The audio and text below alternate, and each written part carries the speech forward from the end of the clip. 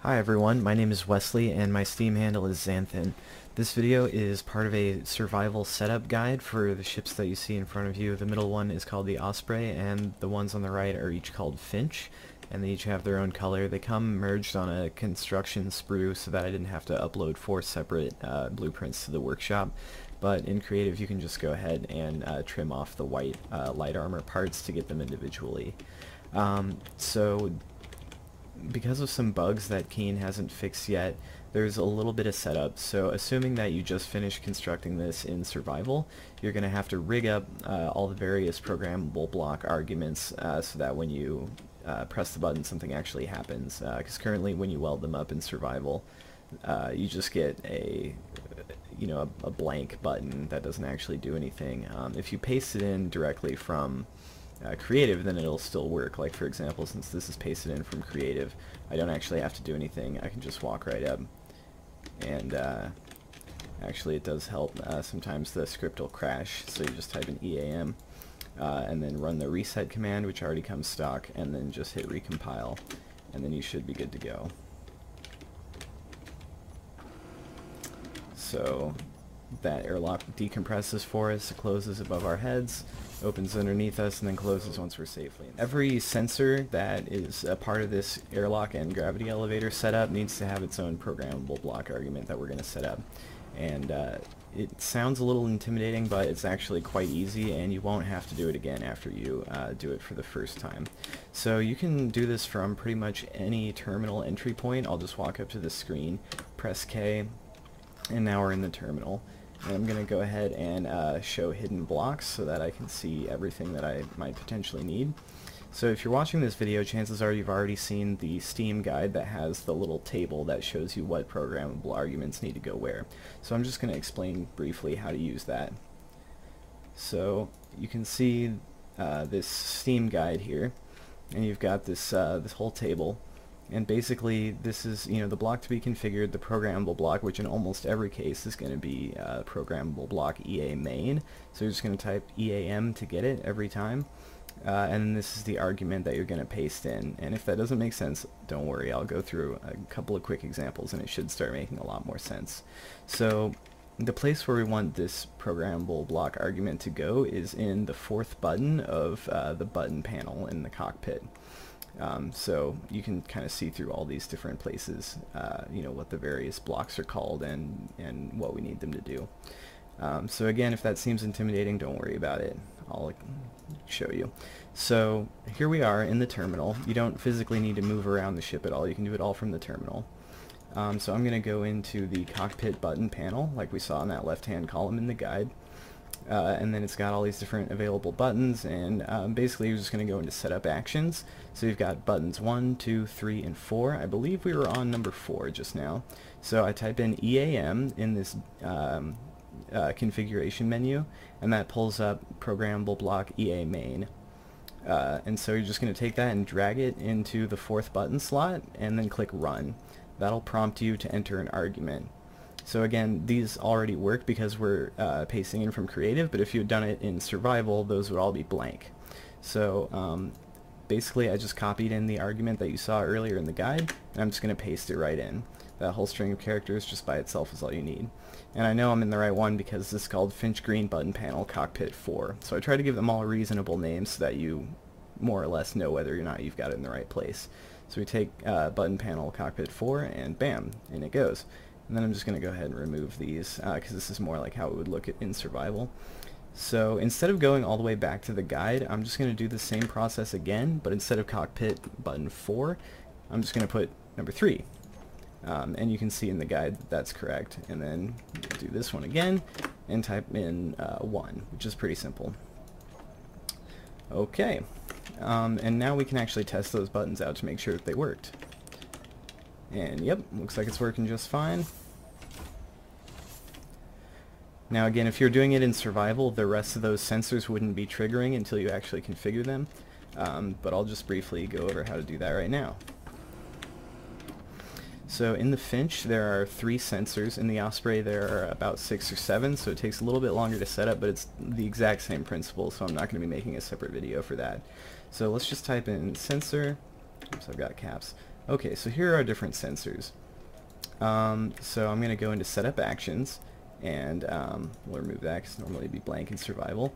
Type in EAM because they're all going to the same programming block, and then just paste this in. Now we've got button panel cockpit 4, but I happen to know that this is sensor bottom, and so it's basically just named after what the block is. Like, the block that we're configuring is called sensor bottom, so I just made the end of the argument sensor bottom. At least I think it's sensor bottom. Yep, sensor bottom. So this one's called sensor lock. We're going to do the same thing. Setup actions, EAM. We're going to type sensor lock. And same thing for the last sensor, sensor top, setup actions. So this one actually has two. The second slot will trigger when the player leaves the sensed area rather than when they enter, which is a pretty fun feature, but I tried not to use it too much because I didn't want to make it confusing for people setting it up. So we've got sensor bottom on our clipboard, and I'll just change it to sensor top, put that on my clipboard, so that'll be sensor top. And then if you look in the guide, you'll see that this next one in the second action slot is supposed to be sensor top 2. So that should all be good to go. So let's just go ahead and move through the airlock and see if it's working. Okay, it closed behind us, which means the lock sensor sensed us, and then it closed behind us again, which means that the other one is working correctly as well. So let's just go back inside real quick and make sure that that bottom sensor is also working. Great, it still is, nice and easy. Okay, so next we're going to want to do the flight seats. So let's go back to our guide, and I'll take a look at what needs to go where. Okay, so we're going to set up the flight seats. So in flight seat hot button 8 and 9, we have these arguments, bottom undocked toggle and top undocked toggle, and that's the same for both the flight seats, both the forward-facing and rear-facing one. So let's just climb right in and do it up. So again, these would be blank in survival, so we'll remove them. And type in EAM, EA main, and then we're just going to paste that right in. So 8 is bottom, and then 9 is top, so we'll just type in top right here.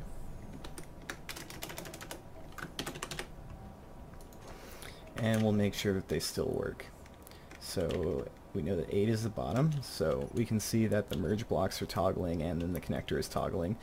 The reason why we have them toggling like that is so that it'll automatically turn off thrusters that would cause damage to nearby structures. It'll also turn off programmable blocks that are redundant, such as multiple instances of the LCD script. And by doing the merge blocks and the connector one at a time, you reduce the magnetic pull when the grids are loose and next to each other, and it reduces the likelihood of there being damage. That's especially important when you have a really heavy load, because them knocking together even really slowly can have enough kinetic energy to like cause damage to the blocks, hence the pain to get out and repair. So the top should be doing the same thing. And it looks like it's not working, so we're going to have to just go ahead and try that again. And this happens, but you just go EAM, get that programmable block, drag it over to 9, I'm going to paste one more time, and we'll say top undocked toggle. I think maybe I had a typo previously, so yep, and now it's working.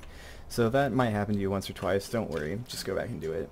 The reason it says objective complete is because there are places in between where the airlocks are merged where there's no air vent, so the ship needs to pressurize those and then subsequently depressurize them before you can detach. And this undocked toggle will handle that for you as well, whether you're on the Osprey or the Finch. It'll suck the air back in so you don't waste anything to depressurization. Okay, so we're going to just go ahead and do those same couple of things for this control station over here. I made the controls exactly the same in both places so it wouldn't be confusing. So we're just going to go boop, and do the same thing over here, boop.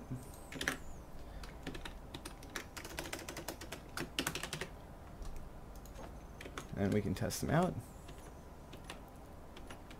Objective complete. Yep, that works. And the bottom works as well too. Okay, so now we're going to look at some of the ones that don't use that programmable block. So these arguments go directly to the LCD script programmable block. So I'm just going to copy this right here. I'm going to do as it says. So this is hot buttons 4 and 5, and this is just scroll down versus scroll up. So we're going to climb back in here, and this is tab 2, buttons 4 and 5, so we're going to just go ahead and remove those. And this time, instead of going EAM to get to programmable block EA main, we're going to type prog LCD to get to that LCD script. So 4 is going to be scroll down, and that one does say scroll down, so we'll hit confirm. And this one should say scroll up, so we'll just enter that. And the reason we're doing this is because this 9.1, which we haven't yet configured but is already configured because we're in creative, is your component intake toggle. So basically, since I'm in a welder, if I want to weld stuff up, normally all your cargo will just dump into the Osprey mothership. But if you want, you can just tap 9 while you're docked, and it'll automatically start pulling things in. Okay, sorry for the jump cut there. I needed to go back and correct a typo in the code, but it's all been corrected and corrected on the workshop as well.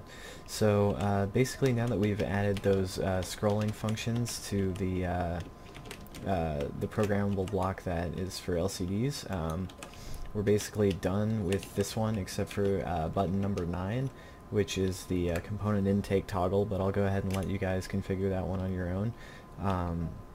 And when you press it, it just toggles whether or not you're sucking in components from the mothership for welding, or whether you're dumping them in to get rid of them. So the last couple of blocks that you're going to need to configure are the timer blocks.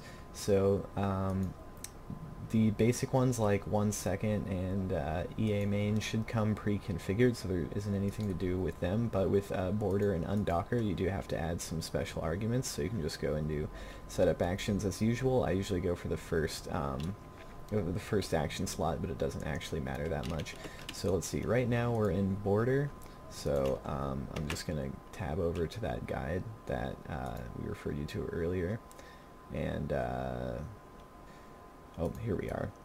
Okay, so we've got board request received, and of course, as you can see, this is for action slot 1 in timer block border. And then we're going to go back over here, and I'm going to just take note that this one is board request versus undock request, so I'll just memorize that so I don't have to go back and forth. So again, we'll just go to EA main. I'm sorry, timer block border. Setup actions, EA main, and we'll paste that right in, board request received.